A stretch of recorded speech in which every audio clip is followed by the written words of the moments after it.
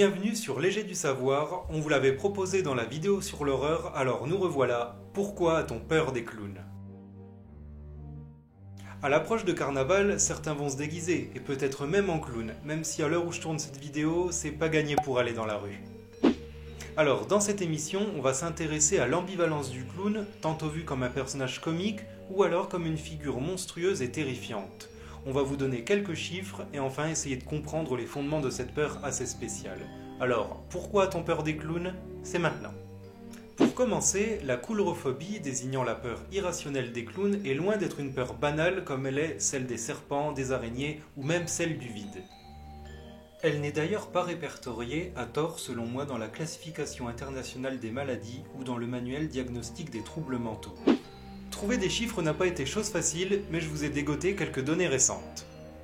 Dans une étude de 2016, une équipe de chercheurs s'est intéressée aux bienfaits des clowns médicaux et en parallèle à la peur des clowns. Ainsi, ce sont les données de 1160 enfants du Carmel Medical Center à Haïfa en Israël qui ont été récoltées. Allant de 1 à 15 ans avec une moyenne d'âge de 3 ans et demi, ce ne sont que 1,2% des enfants qui ont peur des clowns, soit 14, dont 6 dans une forme très grave, avec une majorité de filles.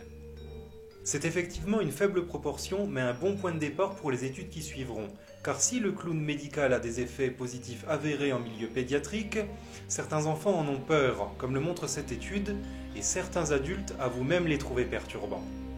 Si le clown aurait aujourd'hui une connotation violente et meurtrière, ça n'a pas toujours été le cas. Monsieur Stephen King, nous vous remercions pas pour ça.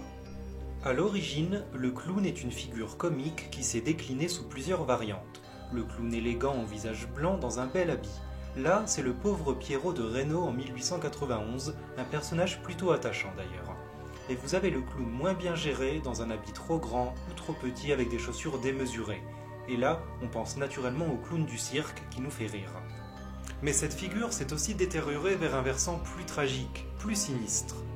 Je pense notamment à l'opéra Pagliacci de Leoncavallo en 1892, dans lequel Cagno, directeur d'une troupe de comédiens ambulants maquillés en clown, finira par tuer sa femme et son amant sous les applaudissements du public qui ne distingue plus la fiction dépeinte dans l'œuvre et la réalité de l'œuvre, concluant par ces mots « La comédie est finie ».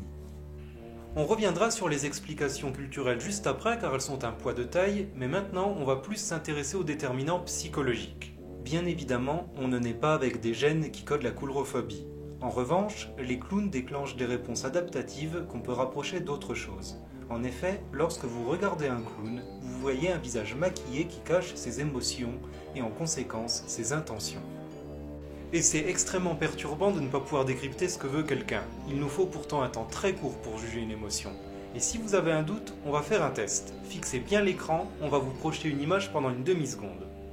Vous aurez bien évidemment reconnu une expression de colère. Et comme on vous le dit depuis un moment, c'est absolument adaptatif de pouvoir vite décrypter ce genre d'émotion en vue de se défendre. Et toute l'ambivalence du clown réside dans ce maquillage qui grime ses intentions. Pire encore, il peut parfois vouloir dire tout l'inverse, avec par exemple un maquillage joyeux sur de mauvaises intentions. Et dans le fond, le maquillage du clown n'est pas si éloigné que ça du masque. Qu'est-ce qui différencie le clown de Leatherface dans Massacre à la tronçonneuse, de Michael Myers dans Halloween, de Jason dans Vendredi 13 ou encore du Ghostface dans Scream? Tous portent un voile qui masque leurs émotions et leurs intentions. Il n'est donc pas surprenant que la peur des clowns soit réelle et se manifeste de la même manière que lorsqu'on regarde un film d'horreur. Être effrayé par quelque chose de non dangereux est irrationnel, sauf s'il y a possibilité que ce qui est craint soit dangereux. Et quand on voit la représentation qu'on se fait du clown aujourd'hui, on peut la considérer comme une vraie phobie. On passe à la dernière partie de notre émission, car si de nombreuses personnes ont peur des clowns, Michael, celle-là, elle est pour toi, encore plus les trouvent perturbants, et la culture a bien sa part. On va commencer simple. Ça, de Stephen King en 1990 par Tommy Lee Wallace, puis en 2017 et 2019 par Andrés Muschietti.